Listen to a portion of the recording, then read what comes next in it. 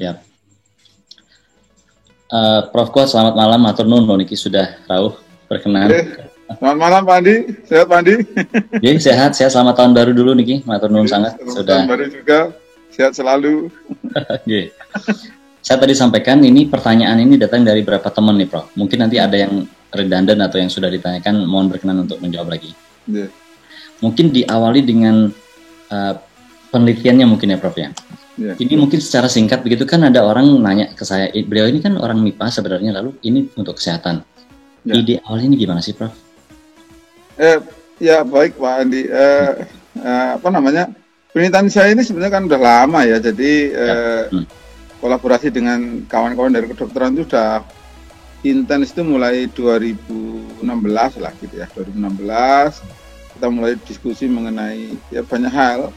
Kemudian 2017 kita mulai dicoba untuk deteksi tuberkulosis, kemudian tahun 2018 kita risetnya ditambah lagi sampai uji SME ya, spinal muscular atrophy itu apa itu yang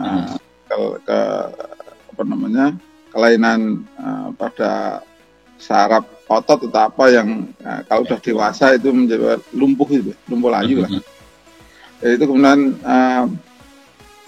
Maret COVID di Indonesia itu kemudian Maret, April sampai April itu kita belum ada rencana ini mau kita teliti dengan ini gitu ya. Jadi masih bingung gitu. Kemudian kita diskusi dengan tim dokter juga yang selama ini bekerja sama dengan kita, yang kemudian kita coba konsultasikan dengan komisi etik dan kemudian kita apply komisi etik, kita coba di ruang isolasi, kemudian seminggu berikutnya kita evaluasi datanya. Menarik itu Pak, jadi datanya itu bisa terpisah gitu loh, walaupun belum sempurna, dan kita yakin bahwa dengan machine learning yang kita pakai waktu itu memang belum baik gitu ya, sehingga ya itulah. Jadi kalau boleh saya ini, intinya kan ini sebenarnya kalau saya pahami ya, INUS kan inti dari dasarnya, betul. Dari electronic nose, alat pengendus elektronik kan kayak gitu ya. Betul. Nah itu dikembangkan, ternyata ini bukan suatu yang saya baca betul ya Prof ya. Bukan suatu yang baru juga, memang ini sudah. Bukan. Dan itu sudah lama, sudah banyak lah gitu ya. Aplikasinya aja yang mungkin bagi kita, aplikasi medisnya yang mungkin baru ramai belakangan ini gitu. Artinya aplikasi medisnya yang termasuk baru ya. Betul, terutama untuk aplikasi yang terkait dengan analisis nafas itu ya, yang ada. Jadi intinya kan ada alat yang bisa mendeteksi kan gitu ya. Yang dideteksi adalah di nafas itu sendiri, betul ya? Nafas, jadi lebih pada mendeteksi senyawa volatil atau karbon kompleks lah kira-kira kita itu yang itu merupakan hasil dari reaksi metabolisme dari patogen ya, dalam hal ini adalah virus corona gitu yang terhadap sel-sel pada saluran nafas kita. Itu saya juga tahu dari cerita dokter aja sih, kalau macam baca sendiri saya belum pernah. Jadi logikanya seperti itu, dan di paper-paper memang begitu. Jadi artinya nafas itu dideteksi, apa yang ada di dalamnya dan bagaimana komposisinya itu bisa membuat kita jadi tahu orang ini punya penyakit tertentu, kira-kira gitu bahasa. Nah, salah satu yang ini Pak Andi yang kaitannya dengan pengujian penelitian orang lain juga itu relevan dengan kita juga, bahwa di di dalam napas seorang yang terinfeksi COVID itu memang ada beberapa senyawa, cukup banyak sebenarnya, tapi ada senyawa yang karakteristiknya itu gini. Kalau dia COVID, maka senyawa namanya etilbutanoat itu tinggi sekali. Tetapi pada saat yang sama itu isopropanolnya turun sekali gitu. Terus senyawa-senyawa lain tuh kayak semacam bervariasi begitu ya. Nah, pola ini ternyata kalau misalnya etilbutanoatnya tinggi, isopropanolnya juga tinggi, itu bukan tanda COVID. Nah, itu kan logikanya tuh nggak bisa langsung head to head. Sehingga itulah kemudian kita pakai AI-nya itu untuk lebih pada memahami konsistensi pattern nanti ya. Kalau ditanya misalnya secara sederhana, berarti penelitian ini sebenarnya penelitian yang panjang ya Prof ya? Bukan berarti dimulai ketika COVID ada kan gitu ya, betul ya? Tapi 2016 tadi ya jangan sampaikan ya. Ya 2016 itu untuk tuberkulosis sampai sekarang masih jalan. Masih di jalan di Rumah Sakit RSUP Surakarta. Ya, kemudian berikutnya kan kita penelitian juga tentang deteksi sepsis pada neonatorium, yaitu infeksi pada anak di bawah umur 1 bulan. Siap, nah, itu siap. Ada di rumah sakit Sarjito waktu itu. Yeah. Ini kan karena kaitannya dengan manusia segala macam, ethical clearance-nya itu apa? Clearance etiknya tentu cukup rumit nih, Prof. Ya, rumit sekali sih enggak ya. Kebetulan kan ini di ethical clearance yang paling ditekankan adalah aspek pada keamanan orangnya itu ya. Kemudian selain itu juga pada aspek metodologinya gitu ya. Iya. Yang menyebab pertama harus menghasilkan data yang valid gitu. Kemudian yang kedua ya tadi kembali ke pasiennya aman. Nah, artinya tidak mengganggu dalam aspek kemanusiaan dan seterusnya itu. Ya, artinya memang prosesnya harus tetap dilakukan tapi bukan apalagi dipersulit. Dan Komisi Etik UGM Rumah Sakit Sarjito itu termasuk bagi saya loh, itu termasuk yang nggak mudah lah gitu ya. Saya ikut termasuk yang di sidang itu 2 kali ya. Artinya kita presentasi kemudian saya pikir hanya sederhana apply kemudian baca sebentar setuju gitu, ternyata enggak juga. Suruh perbaiki lagi, diminta perbaiki maju lagi gitu ya. Kayak sidang proposal lah gitu. Ya, jadi prosesnya memang ketat lah begitu ya. Kita tidak bilang rumit tapi ketat kan begitu. Nah, satu lagi yang ini Pak Andi, semua penelitinya itu harus mempunyai sertifikat GCP. Good clinical practice. Yang memahami tentang good clinical practice ya. Jadi itu harus punya itu, sehingga saya sebagai orang MIPA, orang fisika ya nggak kebayang ya, harus baca dulu. Setelah baca kemudian baru kita gitu ya. Kemudian ada soal kan. Nah, soal banyak itu baru kemudian ikut ujian kan gitu. Berarti jenengan juga termasuk ya ini ya? Ya harus, wajib. Sampai sekarang harus punya itu. Jadi untuk teman-teman, misalnya teman-teman teknik atau teman-teman yang lain lah, yang mau menerapkan temuannya itu nanti untuk kesehatan memang siap-siap untuk membaca teori tentang GCP dan kemudian mengikuti ujian online gitu. Menarik sekali ini, wah. Ya. Saya baru tahu, saya pikir hanya dokter-dokternya saja yang semua penelitinya gitu. Oke. Apalagi saya di situ sebagai ketua gitu ya, koordinator gitu ya. Ya.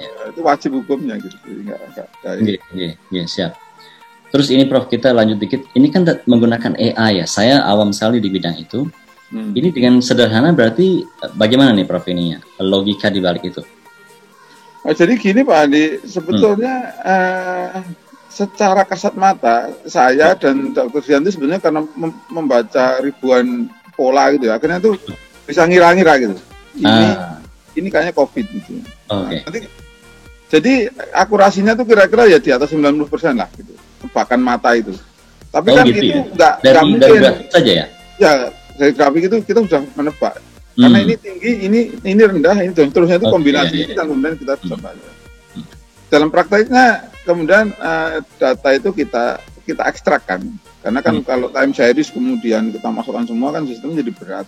Ini kita ekstrak cirinya itu. Dan ciri itu kemudian cirinya itu karena ini respon dinamik ya. Respon dinamik itu respon yang terhadap waktu itu berubah terus gitu ya sampai saturasi. Sehingga ternyata cirinya itu bukan hanya pada ujung saja pada nilai tertinggi tadi maksimum, tetapi di kurva dinamiknya itu ada ciri yang menarik juga. Akhirnya itu kita ambil di depan gitu, tengah, di belakang itu kita ekstrak semua dan kita combine. Habis itu kita trainingkan ke mesin itu, ke mesin learning istilahnya. Nah setelah itu. Jadi kan intinya kalau saya bahasakan secara awam menurut pandangan saya, berarti ada sampel pasien yang positif kan gitu nggih? Ya, betul. Lalu dari situ kita pelajari polanya itu gitu ya kira-kira Prof. Betul. Lalu kita ajarkanlah itu kepada machine learning itu. Ya, betul. Kira-kira begitu nggih, betul ya? Sehingga semakin banyak dia tahu yang positif ini, pengetahuan dia jadi makin tinggi kan begitu. Betul. Semakin banyak kita ajarkan dengan banyak orang dengan variabilitas gitu ya. Iya. Maka dia akan semakin adaptif terhadap ketidaksempurnaan pattern lah.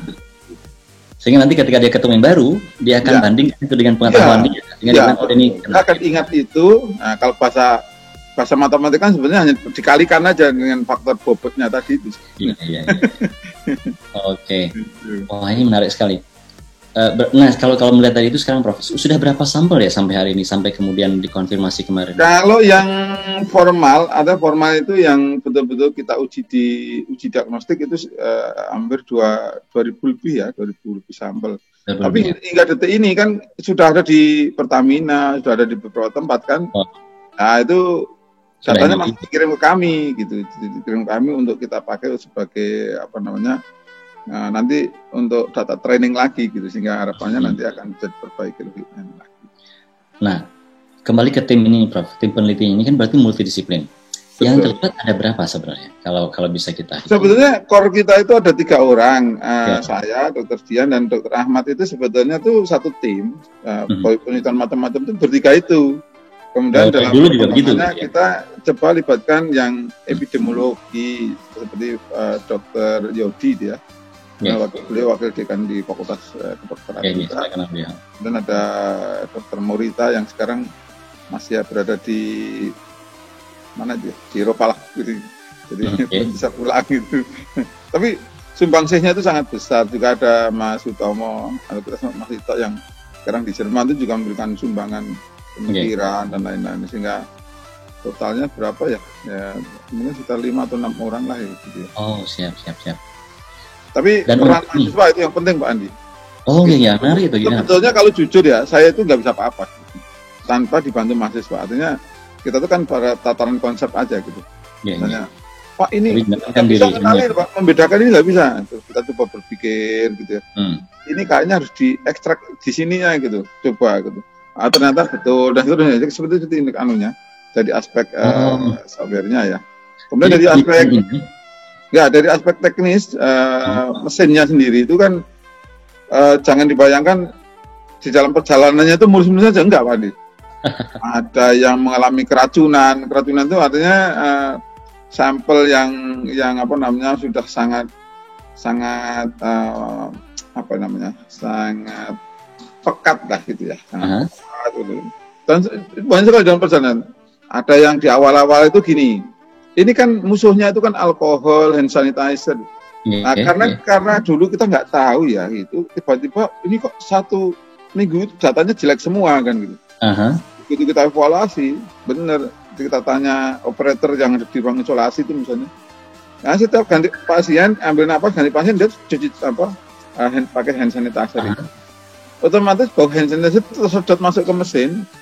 Yang tadinya kurvanya itu kurva normal begini, patuh kayak ada noise-nya gitu Pak Andi. Oh, jadi dia setiap tahap itu akhirnya menimbulkan SOP baru. SOP baru, jadi nggak boleh pakai hand sanitizer di sekitar itu. Jadi bagi si machine learning tuh bingung juga dia, bingung karena kan nggak pernah dilatih kan, ada data yang kacau begitu. Iya. Mungkin jadi error aja gitu. Oke. Kembali ke yang tadi, berarti ini kan penelitian ini kan gede itu payung penelitian yang kemudian dibagi-bagi, ada mahasiswa mengerjakan begitu ya artinya. Betul. Itu menjadi penelitian formal mereka seperti skripsi S2, S3 begitu juga atau? Kebetulan ini kemudian dari situ, dari fisika sendiri itu ada 2 mahasiswa ambil disertasi ke situ. Oke. Disertasi ke situ, kemudian ada S2 ada berapa orang ya? 2 atau 3, kemudian S1-nya ada 4 ambil topik yang sama itu. Tapi kan payungnya saya yang mecah gitu. Ada yang hanya nguplek misalnya coba mengidentifikasi sinyal orang yang pertama kali masuk di ruang isolasi sampai dia sembuh itu sebenarnya trennya kayak apa sih gitu. Kemudian nanti dikomparasi dengan data PCR gitu. Nah, menariknya lagi gini Pak Andi. Data gini waktu terkait dengan pasien yang masih di ruang isolasi itu ada genus itu sudah negatif gitu. PCR itu masih positif. Sudah dirawat 14 hari atau 10 hari gitu, dites pakai orangnya sehat gitu. Pakai genus itu negatif, kemudian PCR-nya masih positif. Nah, kemudian kita analisis gitu. Walaupun ini belum selesai yang itu ya. Itu nampaknya logikanya begini. Kemungkinan besar virusnya itu sudah inaktif. Oke. Jika dia secara metabolisme sudah tidak menghasilkan senyawa tadi. Tetapi di PCR itu masih dianggap sebagai virus karena masih tertangkap sebagai partikel gitu. Di ekstrak RNA-nya itu masih banyak kan gitu. Masih ada. Ini yang menarik juga. Tapi studi ini dikerjakan oleh mahasiswa ini. Jadi kan jadi ini artinya satu hal baru lagi yang juga berdasarkan pasti. Jadi kan fungsinya nanti juga bukan hanya sebagai deteksi, tapi untuk monitoring. Gitu. Ya. Monitoring. Apakah orang itu sudah sembuh beneran gitu loh. Jadi karena kalau zaman dulu kan masih punya banyak uang ya, pasien itu masuk ruang isolasi sampai diobati sampai sembuh, terus di PCR sekali, udah negatif, PCR lagi sekali lagi gitu loh misalnya gitu loh. Ya kan, dulu kan gitu. Kalau sekarang kan enggak. Aturan sekarang itu kalau saya nggak keliru ya, mudah-mudahan yang betul kan. Jadi pasien masuk itu karena ada uji diagnostik, uji PCR yang positif, masuk ruang rawat isolasi, kemudian 10 hari biasanya sudah suruh pulang. Tapi di rumah suruh isolasi mandiri gitu. Isolasi mandiri lagi berapa hari, misalnya 2 minggu. Kalau nggak ada gejala, nggak ada keluhan-keluhan, dianggap sehat. Gitu loh. Jadi udah bergeser ini karena faktor keuangan, faktor ini jadi macam-macam lah. Jadi kan saya kira semuanya belajar ya, Prof ya. Betul. Sistem rumah sakit juga belajar, pemerintah semuanya belajar menyesuaikan, saya kira begitu ya. Nah, kaitannya sama itu berarti kembali ke masa penelitian lagi, kan kolaborasi itu apa ya tantangan yang paling rumit ini kan antar disiplin tuh. Kita terkenal di Indonesia betul. Jadi gini, mungkin ini apa ya, semacam heroisme kita itu ya. Bukan saya nggak ingin menunjukkan bahwa kita tuh pejuangnya atau bukan, tapi ini kita tuh kolaborasi. Awalnya tuh nggak ada uang gitu, nggak ada pendanaan. Jadi saya memang sudah bertekad, saya nggak akan mengganggu urusan pengeluaran keuangan di medis. Sebaliknya teman saya itu, Dr. Dian itu juga nggak mau tahu dengan kesusahan saya di teknis. Pertama kita bikin satu dibiayai oleh UGM, bikin satu, kemudian diuji coba, tadi jadi, kemudian Dr. Dian hanya bilang gini, Pak, kayaknya butuh satu lagi Pak, bikin satu lagi, bikin satu lagi Pak, untuk sini, bikin satu lagi. Ini yang rumah sakit sana butuh 3 Pak, bikin 2 lagi, jadi totalnya sampai 10. Dan kita nggak pernah cerita habis berapa gitu ya. Dan saya nggak pernah tanya Dr. Dian itu udah habis berapa di uangnya sendiri gitu. Nah, singkat cerita ya setelah di rata-rata kira-kira masing-masing itu sekitar 600-an.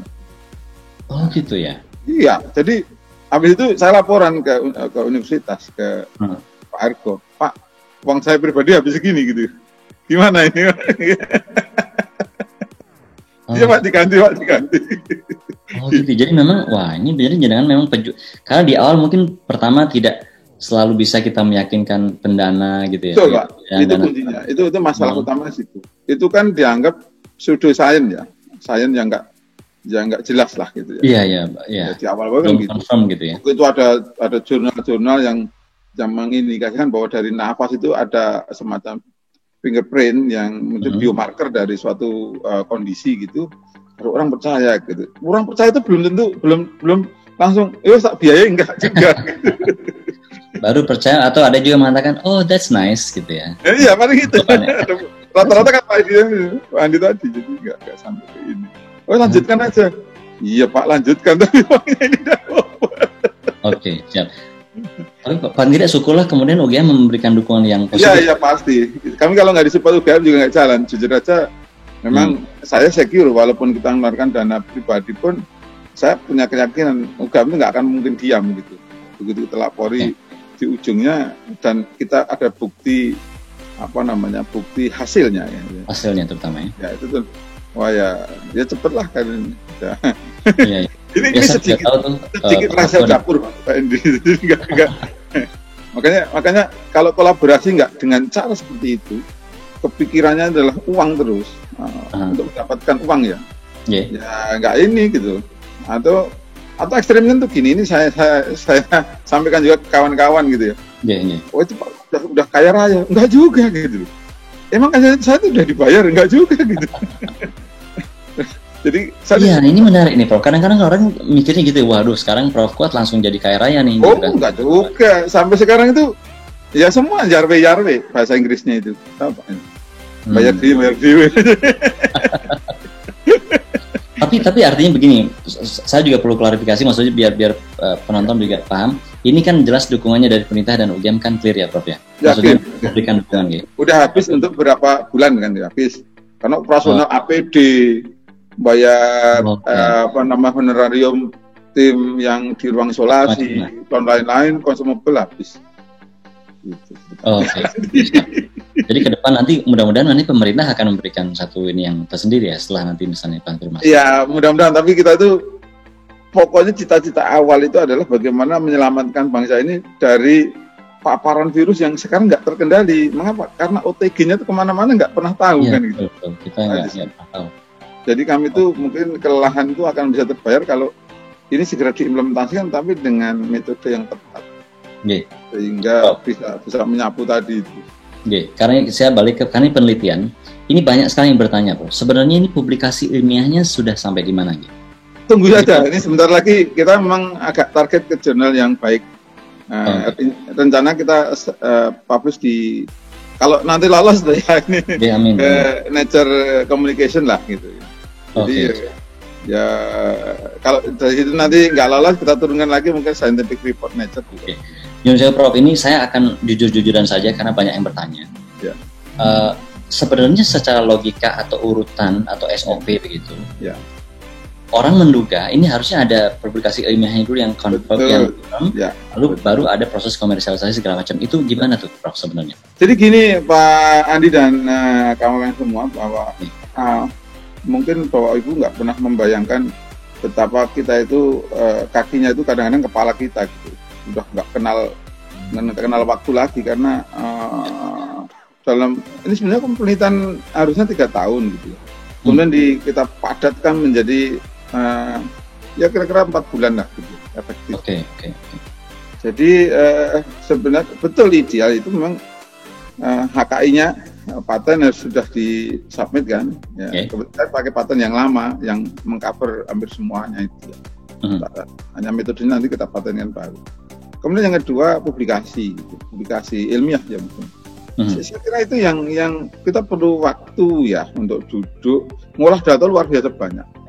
Sekarang rekam medisnya itu mungkin kalau ditumpuk itu udah lebih dari 2,5 meter ya kalau ditumpuk gitu, jadi tinggi sekali, udah banyak sekali gitu ya. Dan itu harus dianu satu-satu kan Pak. Secara rekam medisnya itu harus dilihat satu dan sebagainya. Memang tidak sendirian, ada namanya PM, Project Manager yang kita angkat untuk membantu itu. Jadi mohon dimaklumi aja lah ini kondisi darurat, tapi insya Allah secara pertanggungjawaban saintifik ya ini reputasi saya juga, reputasi UGM, reputasi semua peneliti gitu. Jadi kalau nanti hanya saya publish di jurnal yang ya sederhana juga nanti sayang banget. Ya, ini kita sudah siapkan 2 manuskrip lah. Mudah-mudahan segera submit juga. Gitu. Nah artinya ketika itu belum kan katakan belum publikasi yang secara ini ya Prof ya, tapi sedang disiapkan. Ya. Oh iya, catatan gini Pak ini, mungkin catatan lagi. Selain publikasi internasional itu, kita itu sebenarnya pada saat mengajukan izin edar itu kan itu membuat report yang sama detailnya dengan dipublikasi. Hanya kalau dipublikasi itu kan kita mengikuti semacam ya pakemnya publikasi ilmiah. Tetapi di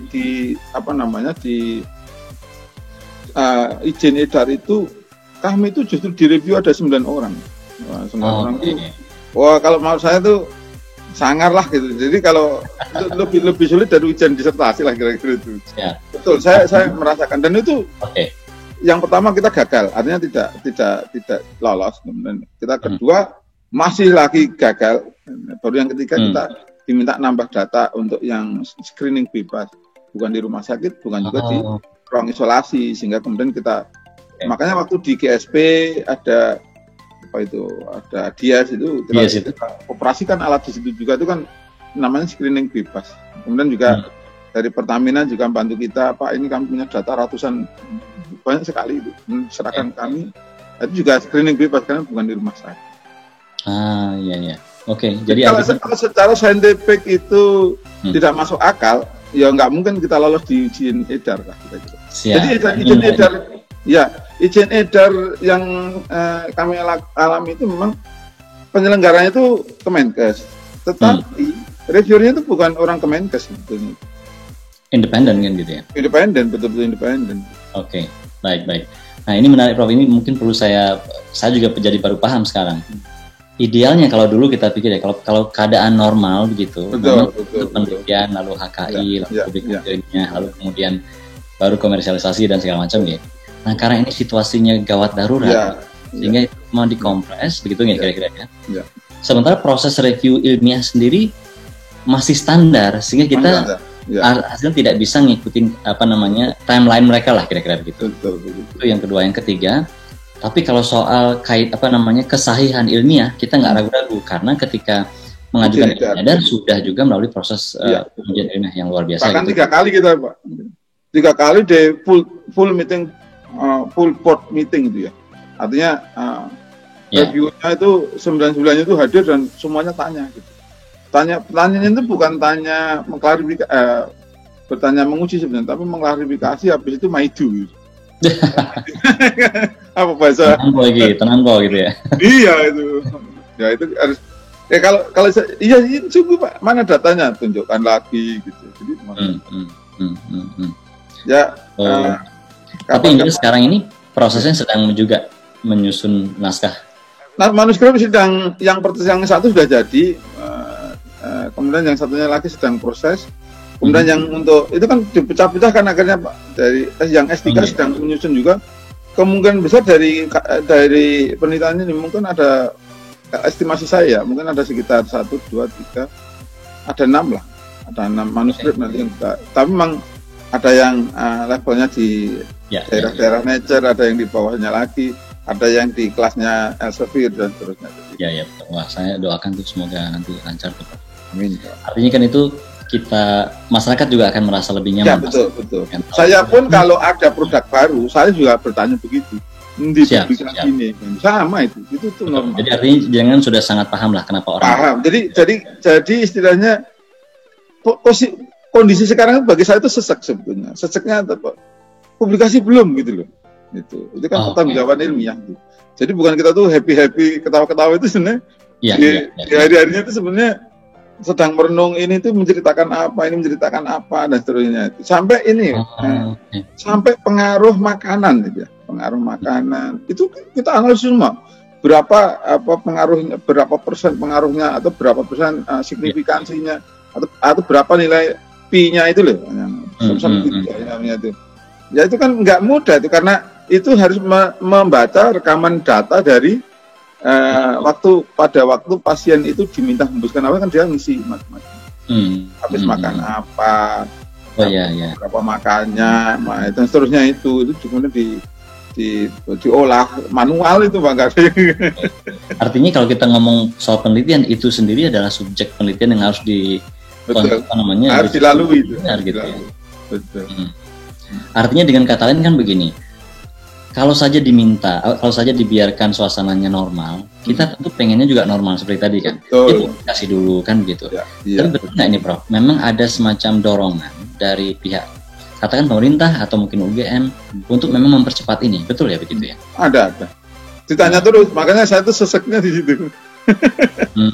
Masih beban jika. Oke. Karena kan kita sering mengatakan, ya tunggu saja ya, mudah-mudahan akhir bulan ini. Saya sekarang nggak bilang begitu. Ya tunggu saja lah, nanti segera accepted terus publish gitu aja. Dan saya kira juga teman-teman perlu tahu nih, mungkin yang tidak ada di ranah ilmiah. Seperti yang tadi kita bilang ya Prof ya, ini memang ada semacam dorongan untuk cepat. Karena kita punya kepentingan praktis yang gawat darurat kira-kira begitu.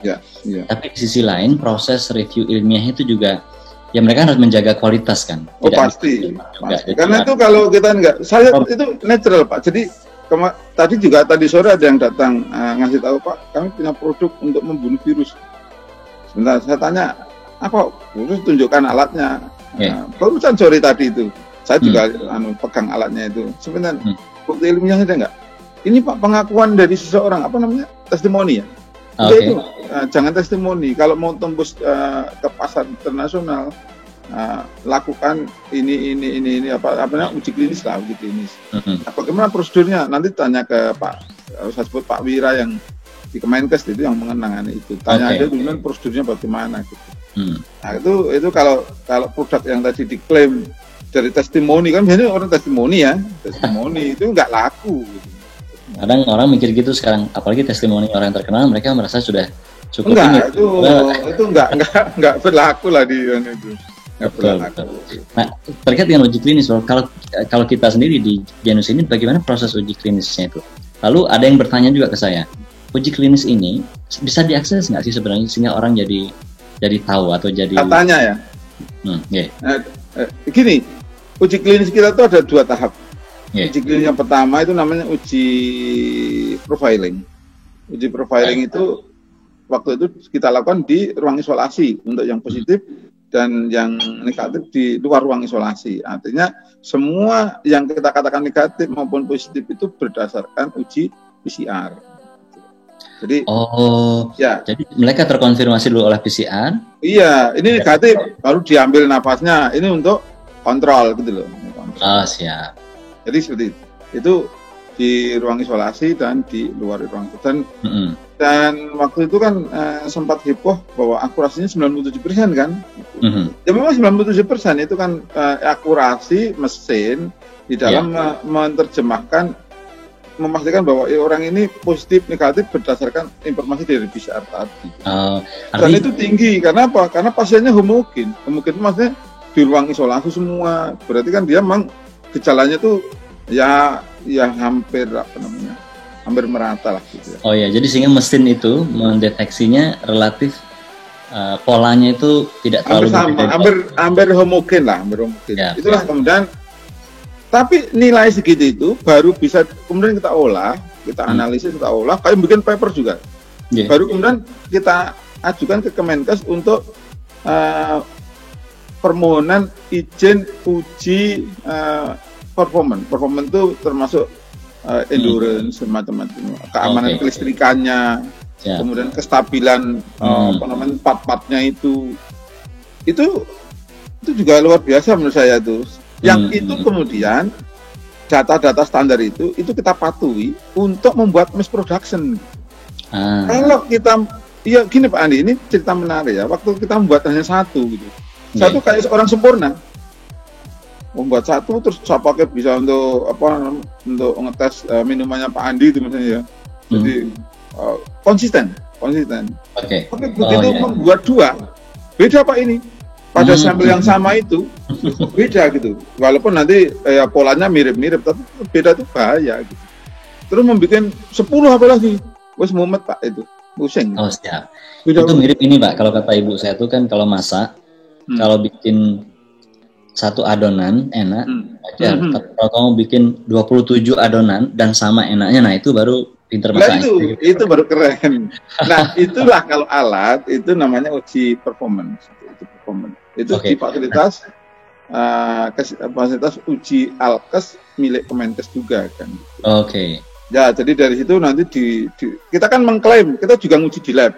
Kita mengklaim di dalam manual book kita. Nanti di BPFK namanya itu. Nanti dites lagi parameter itu.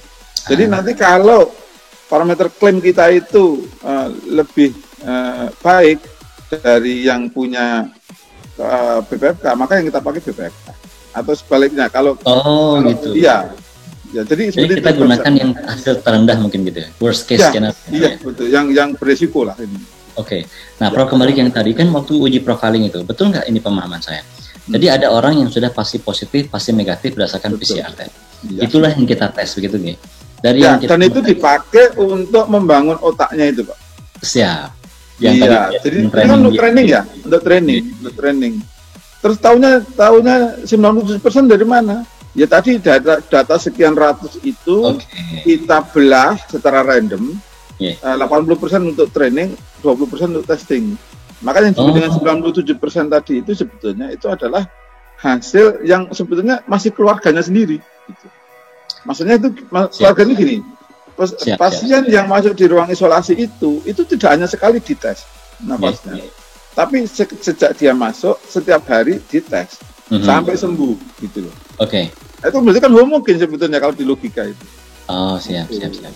Sebab kalau saya dari ini terus mengambil orang-orang lagi, beda orang, kapasitas rumah sakit juga waktu itu terbatas hanya 6 bed, sehingga ya mau nggak mau kan kita telatain itu sampai dia nginep 2 minggu juga di tes setiap hari kan gitu. Nah, kira-kira gambarannya seperti itulah. Kemudian dari itu ya namanya validasi silang atau cross validation. Jadi jadi itu dibagi 80% untuk training, 20% untuk testing. Nah, kemudian itu sekedar untuk mengetahui sebenarnya berapa sih ininya performa dari alat ini. Hanya itu saja sebenarnya, namanya maka disebut dengan profile. Jadi membentuk profile dulu. Nah, kemudian gini Pak Andi, kemudian setelah itu dipakai untuk uji performance, kemudian alatnya disempurnakan, kan kita submit lah kemudian setelah dapat hasil uji performance tadi sama profiling tadi disubmit bersama-sama untuk mengajukan uji diagnostik kan. Uji klinis kedua lah gambarnya gitu. Nah itu syaratnya itu berurutan sekuensial itu bukan terus apa namanya bisa lompat enggak boleh lompat. Nah ketika uji diagnostik itu otaknya tuh otak yang lama itu. Tetapi dipakai untuk menguji orang yang bukan di ruang isolasi, tapi di ruang atau di tempat klinik COVID. Jadi orang yang suspek, orang yang merasa dirinya terpapar, dia datang secara mandiri ke klinik COVID itu untuk uji swab. Nah sebelum ini kita minta semacam kesepakatannya untuk mengikuti penelitian. Jadi dia harus mengisi menandatangani info consent itu. Kalau dia napasnya diambil. Ya, jadi kan gini, setelah kita pakai otak lama tadi itu, otak yang dibangun dari ruang isolasi yang relatif mungkin, ya kan, dipakai untuk menganalisis data orang yang tidak lagi di ruang isolasi yang heterogen. Gitu. Yang kalau di ruang isolasi kan nggak ada orang rokok gitu, nggak ada orang makan jengkol gitu, nggak ada orang makan pete, durian nggak ada kan. Betul. Nah ketika yang di sini Pak, yang di uji diagnostik itu kan kita nggak tahu, tapi di rekam medis kita catat gitu loh. Tadi habis makan apa, jam berapa, itu ada catatannya kan gitu. Itu data berharga sekali. Ketika, jadi nanti jadi SOP baru lagi gitu. Nah ketika uji diagnostik itu yang keluar bukan ini positif atau negatif, yang keluar itu adalah X dan Y, X, Y. Gitu. Dan X, Y-nya itu nggak hari ini tidak sama dengan kemarin gitu, diacak, di random gitu. Sehingga untuk apa? Itu persyaratan dari uji diagnostik bahwa syaratnya yang pertama adalah triple blind. Jadi kita akan gitu. Orang yang operasikan Ginos, orang yang swab nggak tahu ini statusnya apa kan gitu. Nah, termasuk yang analisis juga nggak tahu gitu. Jadi ini harus menariknya di situ. Kemudian juga persyaratan yang lain lagi itu adalah multi center ya. Multi center itu artinya bukan di rumah sakit satu saja, gitu.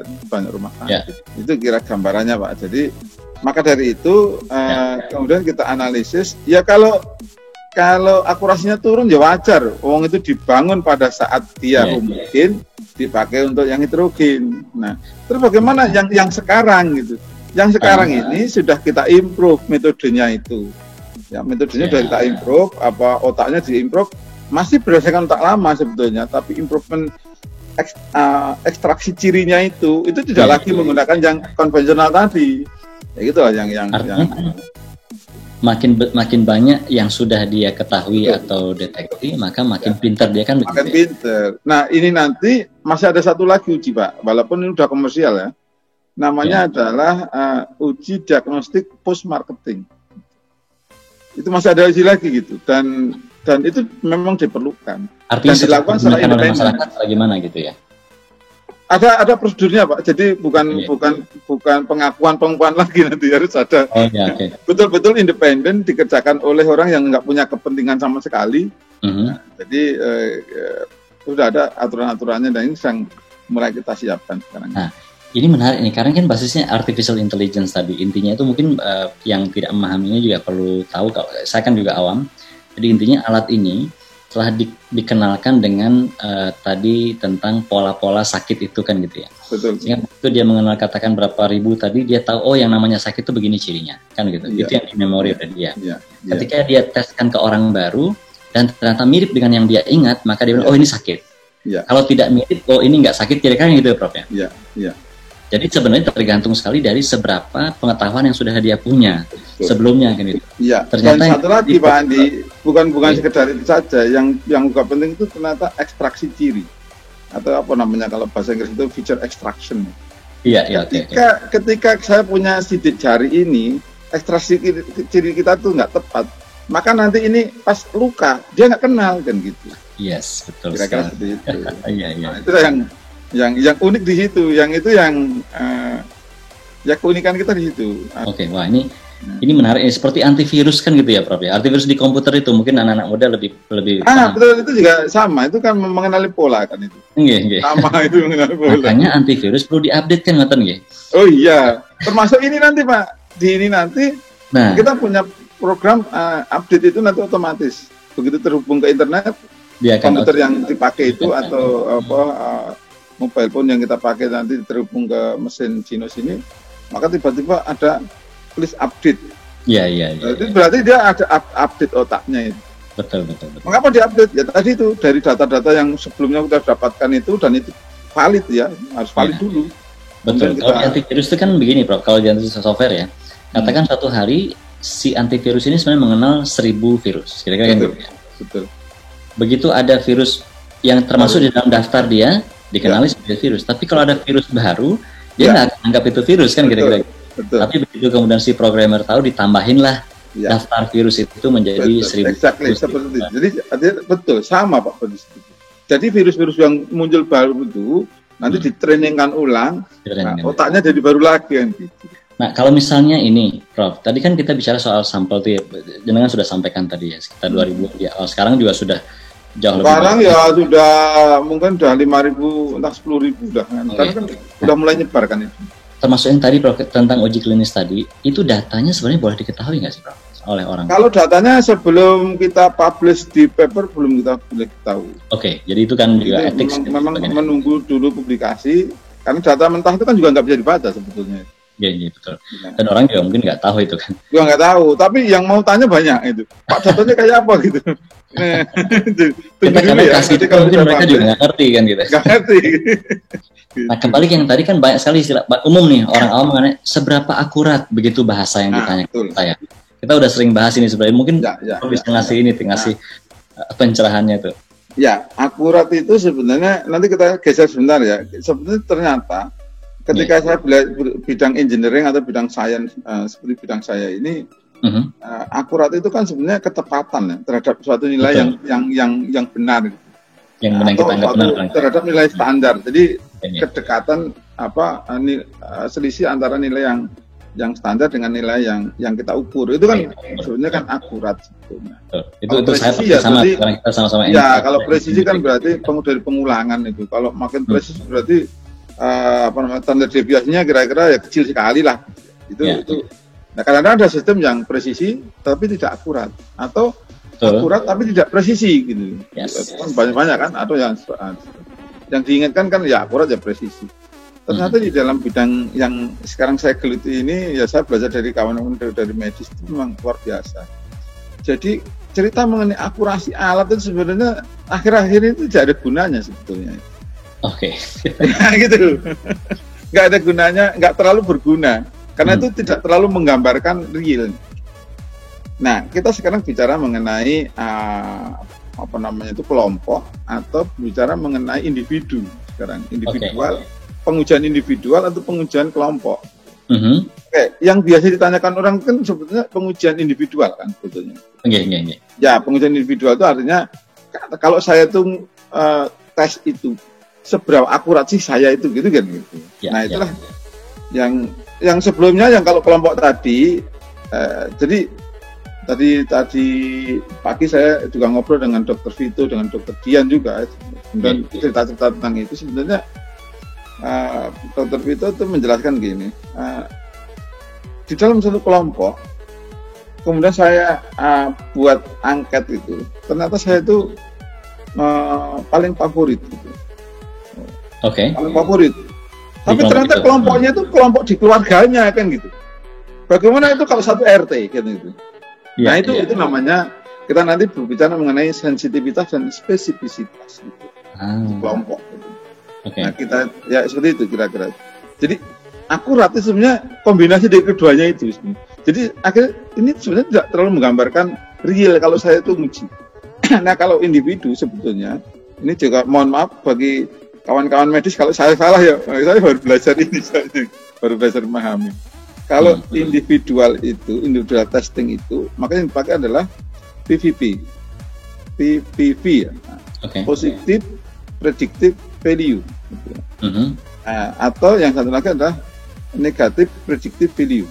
Jadi artinya gini, mesin kita itu saat detik ini kita menggunakan otak yang versi tanggal berapa itu ya, itu punya PVV 89%. Positif predictive value itu 98%. Artinya apa? Artinya 11% itu kemungkinan itu adalah positif palsu atau false positif. Gitu. Jadi orangnya sebenarnya tidak positif, tetapi mesin mengatakan positif. Nah, dari mana tahunya? Dari tadi. Ini kan probabilitas saja sebetulnya. Apa namanya? Kemudian satu lagi adalah negatif predictive value. Nilai kita adalah pada posisi 96 sekarang ini. Artinya 4% itu berpotensi atau berpotensi false negatif. Jadi negatif palsu. Nah, orang yang negatif palsu ini kan bahaya sebetulnya. Karena dia itu sebenarnya positif. Tapi alat mengatakan negatif gitu loh. Jadi itu bahaya. Tapi untungnya kita pada 96% tadi, sehingga 4% lah kira-kira yang apa namanya yang istilahnya kalau boleh dibilang yang salah diagnosa gitu ya Prof. Iya, yang salah diagnosa. Tapi positif palsu dan negatif palsu itu punya dampak yang berbeda kalau saya sebagai orang awam ya. Kalau positif palsu, negatif palsu itu orangnya itu sebenarnya terpapar atau terinfeksi, tapi dianggap sehat karena OTG, maka dia kemana-mana aktivitas normal, dia yang menyebarkan itu. Itu bahaya, betul. Bahaya, iya kan? Bahaya sekali karena ya aktivitas normal berkomunikasi dengan sanak saudara yang punya kerentanan fisik seperti komorbid dan sebagainya. Itu yang bahaya. Ya ini akan kita tingkatkan. Siap. Mudah-mudahan sih nanti bisa kita capai lebih tinggi lagi lah. Gitu. Tapi kalau sekarang berapa Prof yang negatif? 96%.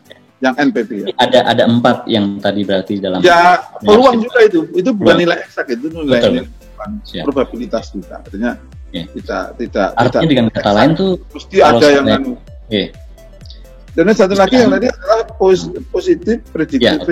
Itu ada kan nilainya ada 89%. Artinya ada probabilitas 11% itu adalah positif palsu. Kalau positif palsu itu tidak masalah. Masalahnya itu hanya nanti dia harus konfirmasi dengan PCR kan. Itu. Paling mungkin satu psikologis ya. Bahwa dengan nilai PVP yang 89-90% itu ada gunanya Pak, karena itu bisa mencegah orang-orang yang positif untuk lepas gitu loh. Jadi dia lebih banyak menangkap orang-orang positif. Walaupun sebagian nanti palsu gitu ya. Tapi tidak semua palsu loh itu tadi. Jadi 11% itu tidak semua palsu. Iya. Saya paham. Jadi dengan bahasa memahami gitu. Terus akurasinya berapa? Kalau kita bisa akurasi itu sebenarnya tidak menggambarkan yang itu. Ternyata itu. Dengan bahasa saya kira-kira begini. Alat itu kan ngetes orang nih dikatakan positif. Tapi bisa jadi 11% dari yang dikatakan positif itu bisa jadi dia sebenarnya negatif, palsu negatif. Betul. Artinya kalau ngomong bahasa gini Pak Andi, saya sedikit tambahkan ya. Jadi isunya tuh gini. kebanyakan yang kita deteksi itu ternyata adalah positifnya itu positif yang probabilitas itu rendah sebetulnya. Artinya apa? Dia di daerah pertengahan antara negatif dan positif. Karena ada kan nilai begitu kan? Jadi seperti yang PCR juga sama kan? Ini ada city value lebih besar dari misalnya 34 itu berarti negatif, kurang dari 34 positif. Terus begini, sekarang kalau ini 34 itu sebagai threshold, 34,1 dengan 39,9 itu kalau di PCR statusnya udah beda Pak. Yang satu harus masuk ke ruang isolasi, yang satu bebas kan gitu loh. Padahal orangnya ya gitulah, itu ada selalu daerah-daerah abu-abu. Nah maka dari itu kalau di tempat kami, karena dengan NPV tadi yang relatif tinggi tadi, maka kita punya keyakinan bahwa ya kalau positif ya udah itu positif, ya kalau negatif ya itu negatif. Tetapi kalau positif, nanti tanya lagi tadi makan apa, jam berapa makannya, ngerokok enggak, minum alkohol enggak, minum soda enggak, seterusnya. Kalau itu salah satu terjawab dan kita punya data semua Pak. Betul. Maka kemudian sekarang kumur-kumur sana atau sikat gigi apalah gitu, tapi ada intervensi ke dalam rongga mulut itu 30 menit berikutnya nanti tes lagi. Itu hampir semua Pak. Kalau yang positif rendah ya maksudnya itu. Maka banyak kita temukan dia negatif. Siap. Wah ini ilmu, saya kira banyak orang atau semua orang harus tahu ini Prof. Artinya logika seperti ini. Nah logika ini ya sebetulnya sulit ya. Saya menjelaskan dalam waktu singkat itu memang agak sulit dan nggak banyak orang yang kemudian memperhatikan atau mendengarkan seperti Pak Andi ini gitu. Rata-rata kan hanya dengar sambil dengerin musik atau gitu nggak masuk gitu. Kemudian kisruh gitu loh. Iya. Jadi memang ini harus terjadi percakapan yang mendalam menurut saya dan yang nanya tuh beneran pengen tahu Prof, bukan hanya sekedar aku tak nanya inilah gitu, sekedar menghabiskan daftar pertanyaan. Yang pasti banyak yang memojokkan banyak gitu, tanya atau memojokkan banyak gitu. Dan itu memang naluri peneliti nggak boleh baperan. Harus Prof, saya mau kutip ini Prof, peneliti itu tidak boleh baperan tapi berperan. Iya. Gitu. Kalau jadi cuman diserang gitu terus kita baper ya jangan jadi peneliti nanti. Oke, waduh, matur nuwun nih Prof, ini pelajaran penting bagi anak-anak muda juga nih. Nah, ini Prof, ini kan tadi udah soal akurasi walaupun tadi sudah dijelaskan sangat bagus ya. Saya akan menggunakan istilah yang berbeda mulai sekarang. Kalau soal ini ramah lingkungan dan segala macam itu kan sekarang banyak sampah sampah medis. Ini gimana Prof sumbangsinya? Nah, gitu Pak. Gini Pak Andi, ini sebetulnya kalau orang itu punya naluri bisnis, ini peluang bisnis yang besar. Mengapa? Karena kalau nanti sampai 30.000 alat ini terdistribusi dengan baik, sehari kita tuh bisa menguji sekitar 6 juta orang. Artinya 6 juta kantong Pak. Gitu. Kalau orang kita itu punya naluri bisnis, kenapa kita nggak bikin insinerator yang portable? Misalnya gitu loh, yang nanti jualnya nggak usah ini ikut marketing, kita diikutkan aja pas penjualan Jinos itu opsional gitu, ya kan, opsional. Misalnya nanti di airport, kemudian di stasiun itu, itu kan nggak mungkin orang kemana-mana menenteng itu limbah medis itu kan, jadi kenapa nggak ada insinerator portable gitu. Jadi kira-kira seperti itu.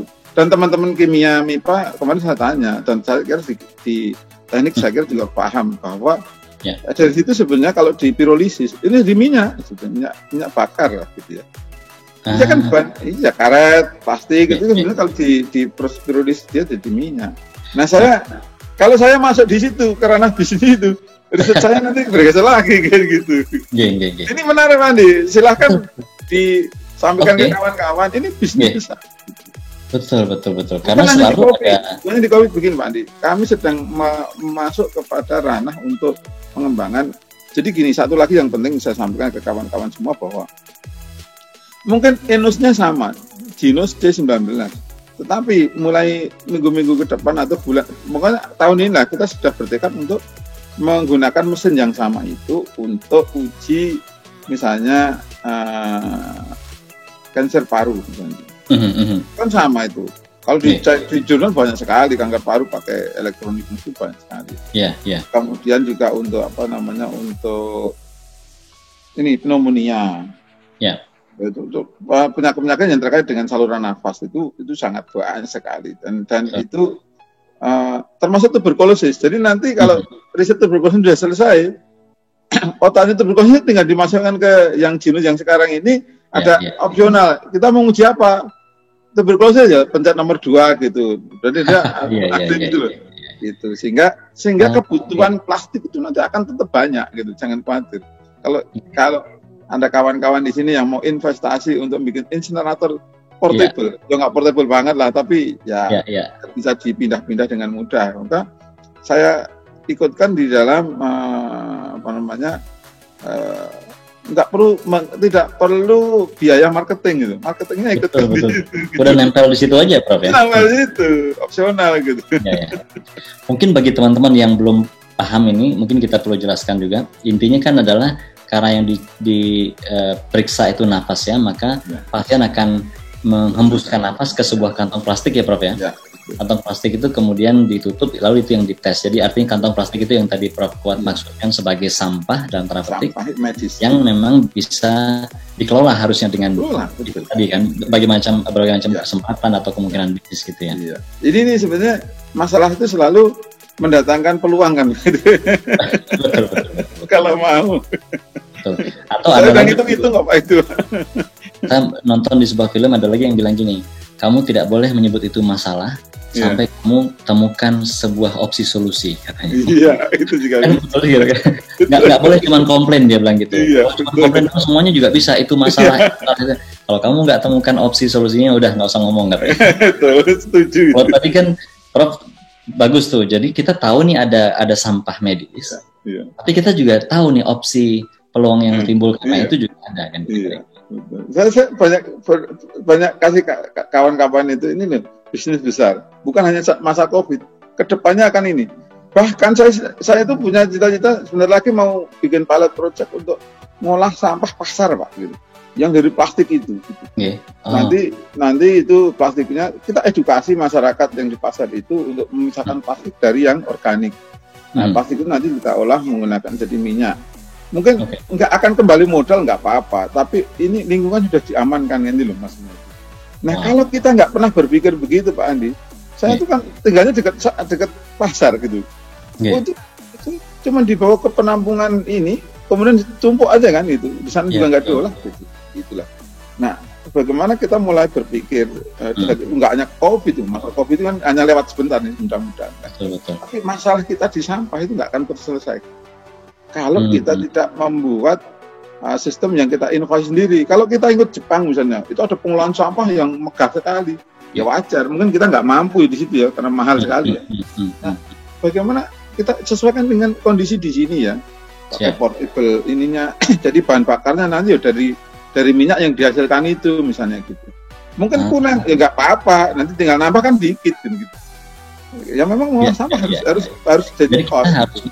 Kadang-kadang kita menganggap inovasi itu sebagai menyelesaikan persoalan atau purely dari sisi bisnis kan kayak gitu ya Prof ya? Iya betul. Artinya paling tidak seperti Prof Kuat tadi bilang, kalau 97% masalah itu diselesaikan dengan inovasi tadi, paling nggak ya kita nomboknya 3% lah, walaupun ya, daripada masalahnya tetap 100% kan gitu ya? Sekali. Iya. Jadi 3%-nya nanti kita sambilkan dari inovasi yang lain atau dari bisnis yang lain kan gitu kira-kira. Gitu. Coba kita ke depan UGM mulai berpikir seperti itu ya, mungkin akan menjadi menarik. Menarik sekali ini. Menarik. Jadi makanya kalau bicara tentang tadi Pak, tentang insinerator portable tadi, nggak apa-apa, bikin banyak nggak apa-apa. Nanti saya bantu juga lah kira-kira kalau artinya begini, bener nggak logika saya nih? Jadi tadi sampah plastik tadi yang dari hembusan nafas tadi kan yang tidak berguna itu bisa langsung diproses di incinerator ya. Mas, kalau kita memang mau ke arah sana kan, yang portable ada di dekat alat itu juga, sehingga nanti begitu selesai satu masuk gitu ya. Jadi tidak perlu menyisakan limbah yang kemudian kemudian menumpuk dan itu limbah medis. Infeksius kan gitu. Incinerator ini keluarannya apa Prof? Energi ya? Ya energi. Sebenarnya incinerator itu kan hanya membakar Pak, membakar. Kemudian biasanya masih mengeluarkan asap ya. Yeah. Kalau di fisika itu teori asap itu kan sudah sederhana. Asap itu kalau nanti dikasih plasma saja, plasma aja, dia itu terpisah antara partikel dengan gasnya. Gitu. Oke, sehingga gasnya biarin lepas, partikelnya terperangkap gitu ya. Lagi itu. Nah, kolega kami di Undip yang dulu juga alumni fisika UGM itu malah sudah produksi itu, namanya ZT namanya mereknya itu. Itu adalah cold plasma yang dipakai untuk termasuk untuk ini asap, mengolah asap menjadi bersih kembali. Jadi kalau di ruang merokok itu ya, smoking room itu di atasnya dikasih itu, nanti nggak ada lagi asap itu, Pak. Oh iya. Jadi dihisap kemudian di plasma terpisah itu gasnya gas lepas, tapi nanti ada tampungan partikelnya. Ini seperti yang saya pernah dengar itu membran itu juga ya, Prof ya? Kalau membran kan menyaring, kalau ini tuh betul-betul mengolah kalau ini. Oh oke. Kalau membran biasanya untuk filtering. Filtering ya betul. Kalau nggak salah saya dengar dulu dari Prof Wenten ya di ITB. Prof Wenten itu memang terkenal, tapi dia kan lebih kepada filtering kan. Filtering ya beliau itu ya, oke.